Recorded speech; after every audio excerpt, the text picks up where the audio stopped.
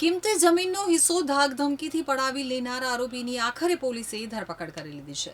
સુરતના અઠવા પોલીસના સૂત્રો દ્વારા મળતી માહિતી પ્રમાણે શાહપુર માછલીપીટ ખાતે રહેતા શોએબ શમસુદ્દીન ઘાવટે ઇલેક્ટ્રિક કોન્ટ્રાક્ટર તરીકે કામ કરે છે અને જેમની રાંદેર કોઝવે ઉપર વિસ્તારમાં એક રેવન્યુ સર્વે નંબર 667 પૈકીની 5109 ચોરસ મીટર મુજબની જમીનના મૂળ માલિક ફરીદોક્ત આદલ સહિત અન્ય 3 જણા હતા, જેમાં શોએબ અને તેમના ભાઈ 25% ભાગીદાર પેટેનું રોકાણ કર્યું હતું।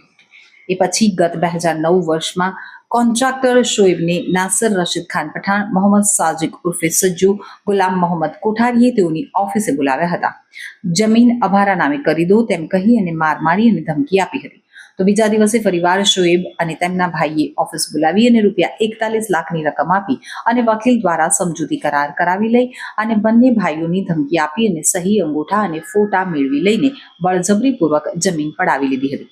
તેમજ નાસિર રશીદ ખાન પઠાણ, મોહમ્મદ સાજુ ઉર્ફે સજ્જુ, ગુલામ મોહમ્મદ કોઠારી અને રફીક હાજી અલી પાડેલાએ ધાક ધમકી આપી અને રાંદેરની કિંમતી જમીનનો હિસ્સો કે કિંમત નહીં આપી અને સમજૂતી કરાર બનાવ્યો હતો।